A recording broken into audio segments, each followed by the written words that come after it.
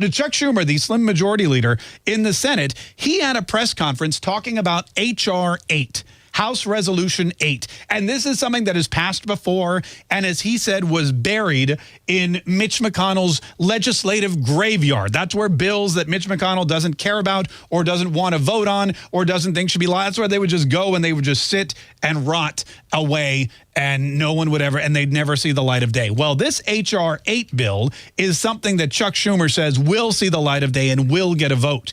And H.R. 8 is all about universal background checks for firearm purchases and sales and whatnot. Whenever you transfer a firearm, it's got to be universally background checked, no matter who, what, or where you buy it from. Here he is announcing the pending vote in the Senate. The legislative graveyard is over. H.R. 8 will be on the floor of the Senate, and we will see where everybody stands. Yeah, all right, so H.R. 8 is going through. It's going to be on the floor of the Senate. We're going to see where everybody stands. And then he said this, which I thought was really interesting. No more hopes and prayers, thoughts and prayers. A vote is what we need. A vote, not thoughts and prayers. All right, so Chuck Schumer says, no more thoughts and prayers. We need a vote. We don't need thoughts and prayers. No more thoughts, no more prayers. Think about what the Democrats are actually declaring here. Chuck Schumer, the slim majority leader, he's standing up in front of the press, and he's saying the Democrats are not going to offer up any more thoughts and prayers. The Democrats are not going to think, and the Democrats are not going to pray. We are done as a party thinking, and we are definitely done as a party praying. What they're announcing to the world is something that a lot of us already knew. They don't have brains, or if they do, they don't want to use them, and they don't have souls.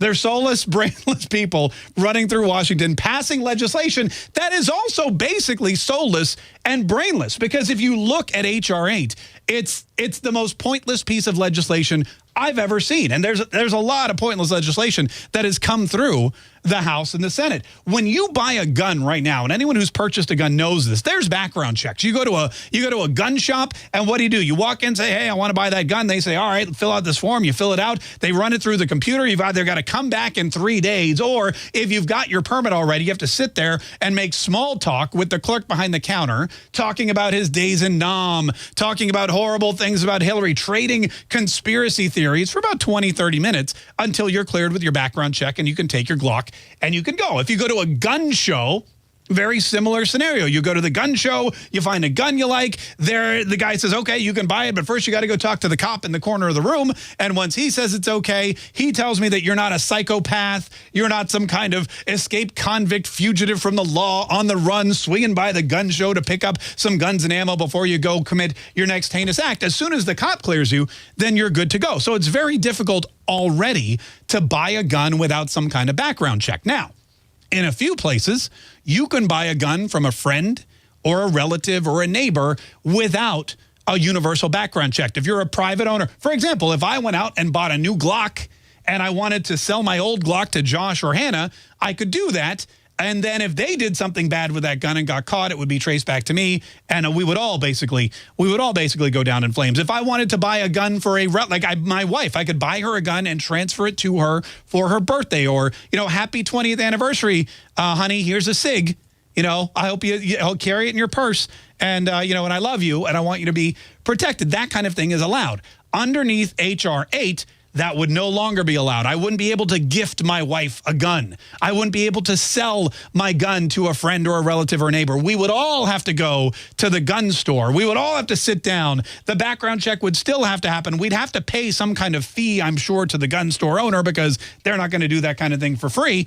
And then you can walk away with the gun. So the problem is, all of this is just pointless. They call this the Bipartisan Background Checks Act of 2021.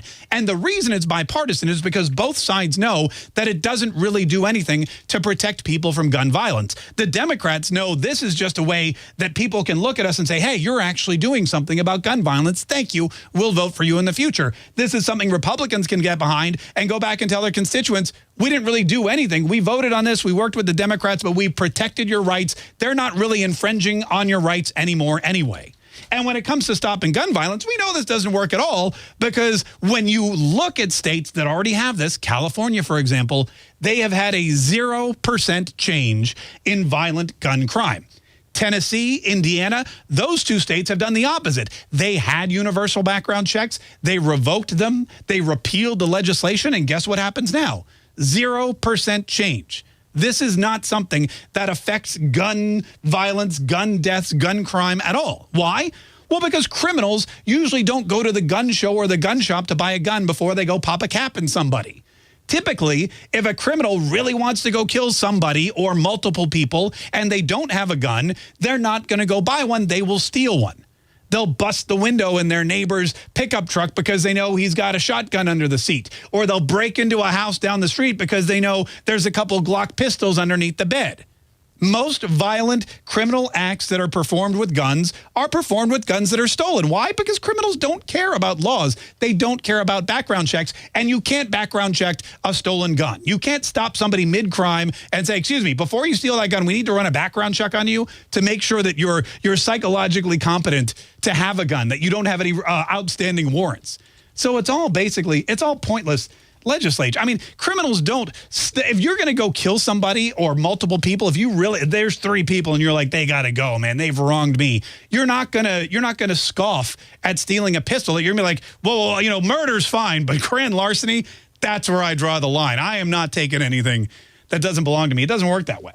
So that's why this whole thing is pointless. These Democrats are shooting blanks at Congress, which, I mean, we should understand, because we already know they told us they're not going to think and they're not going to pray.